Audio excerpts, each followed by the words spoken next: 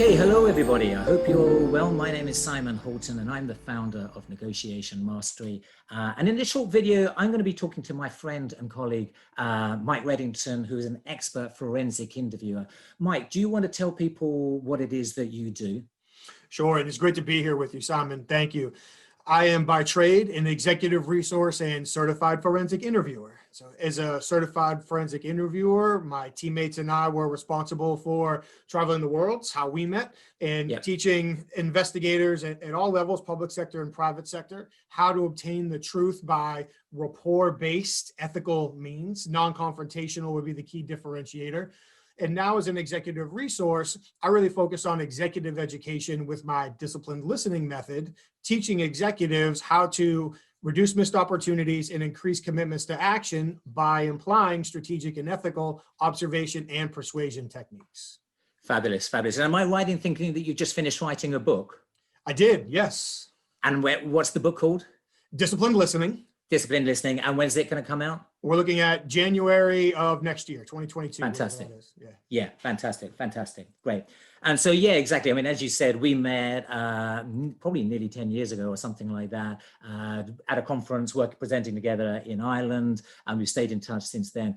And viewers, I can tell you that Mike is an expert. Mike was an expert 10 years ago, so he's a double expert now. So we're really lucky to be having him here.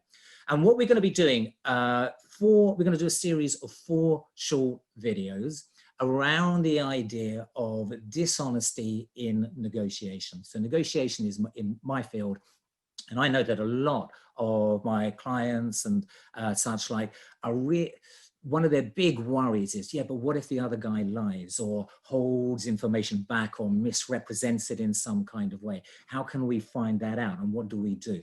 So that's exactly what we're going to be looking at. 4 short videos. This one, we're going to be looking at how we can prepare to protect ourselves against that. Next session, we're going to be looking at detecting it. So evaluating that communication for potential dishonesty. Then, thirdly, how do we manage our own response to it, our reaction to it? Because I don't know about you, but my response is typically outrage and kind of, and then I lose it. And then I don't manage the rest of the negotiation. You know, it sabotages the rest of the negotiation, and I don't get my outcome because I've lost my ability to manage my response. So what can we do to manage that response? And then lastly, how do we respond to that person if we think there has been dishonesty? How do we manage that situation externally? So this session, preparing to protect ourselves. I'm a massive fan of preparation in negotiations. My view, 70% of the negotiation is in the preparation. So Mike, what can we do in our preparation to protect ourselves from potential dishonesty? Well, thank you for the wonderful introduction. Again, it's great to be here with you. And I, too, am a huge believer in preparation and the importance of preparation, which certainly is a surprise to no one. When it comes to the specific topic of potentially detecting deception, or at least being on the lookout for when people might be withholding information in these negotiations, preparation takes on a whole nother level of importance and area of focus as well. So to use interviewer geek speak, if you will, we often talk about the concept of ground truth. I want to know as much truth as I can, as many facts as I can before I go into any interview, whenever possible. Sometimes it's not possible, but even if I'm investigating or I have to interview someone who may have committed a crime in a specific area in London, down on Fleet Street, well, then what I want to do is I want to make sure that I am at least conversationally familiar with that area. So if I was in London, I would literally go walk the streets. So I'd be around the block where it happened, really take a look at what are the signs, what are the mirrors, where do people pass? Are there cameras on the street? If a bus was stopped picking somebody up, where would it be? So I can be that much more persuasive or influential because I can make it sound like I know more than I really do, even by knowing relatively inconsequential information. And a lot of that kind of stuff you can just pick up on Google Maps kind of thing. You can walk along and you can see the shops and such like just by doing that kind of stuff. 100%. You don't even have to leave your house to do it. Exactly. And then for actual dishonesty, knowing the information ahead of time is critical. So one of the things we talk about is the order of conversations, depending on the negotiation. Is it a multi-stage, multi-party negotiation? How much research can we do in advance? So especially in today's internet age, depending on the type of contract or agreement we're looking to negotiate, how much information is out there that we can go find, that we can cross-reference for what's the range that these agreements typically fall in? What are the big deliverables or negotiating aspects? So the best way to tell, and we'll get to this in another episode, the best way to tell if somebody is lying to you, and we'll talk about the dangers of that and whatnot, isn't necessarily to try to catch it in the conversation. It's to have the information ahead of time and use the conversation as a verification tool to see if they match what you already know or have a great explanation in comparison to what you already know, as opposed to trying to validate it on the fly. Yeah, totally. Nothing beats your due diligence. Yeah. So, okay. So where else, what else might you do in terms of that? In terms of, you said kind of do that recce. What else might you do in terms of finding that information up front? Each situation is going to be a little bit different, obviously, but whether it is, if we have mutual connections that I can speak with about how previous interactions have gone, is there any information I can access, like I said, online, research? Have we done business together before? Are there colleagues of mine I can go speak to, or previous contracts or documents that I can go look up? If I'm going to talk to somebody and it's at some sort of conference or trade show or an event, can I literally go sit somewhere either at the bar or in the lobby and just watch kind of how the interactions go? If that person is speaking, go watch them speak so I can get to know a little bit more about them.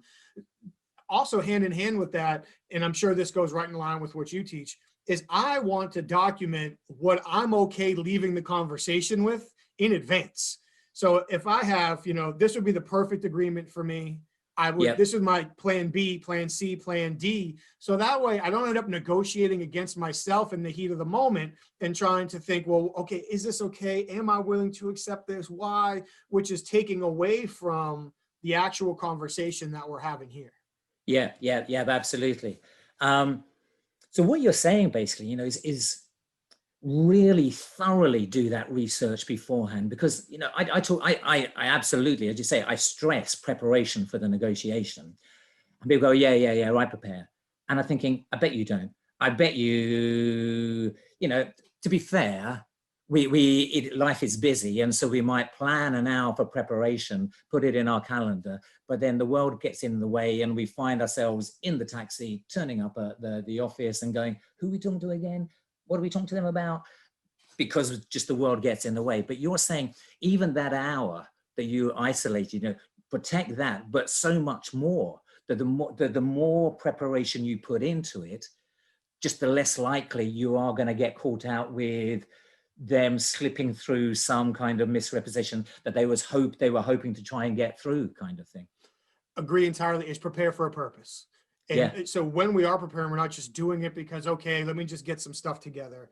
It literally, here are the outcomes I want to achieve. Here are the threats to achieving that outcome. Here's how I can prepare myself in a way to protect against those threats as much as possible. And life is busy. We all generally tend to make time for what we feel is important. So if we rely on our negotiation skills or our observation skills, or we think we're comfortable just winging it, then we might shortcut our preparation because we don't think it's important enough, and that hurts us. And I'll leave you with this too. After the conversation is a verification opportunity. All too often, especially in multi-stage negotiations, people don't take the time to verify what they've learned, what they've heard, what they've been told. And that's a huge miss. We get all this intelligence during this conversation. If there's a stage in between, take advantage of that time, go back and verify it. What else can you learn? What can you find out before you re-engage? Yeah, fantastic. And that verification is preparation for that next phase of the negotiation. 100%. Excellent. Thanks very much, Mike. This is fantastic. So viewers, come back for the next one.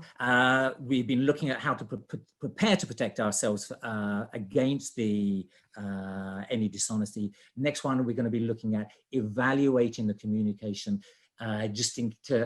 for dishonesty. Were they lying? Were they misrepresenting anything else? So best of luck until then. See you soon. Take care, everybody. Thank you.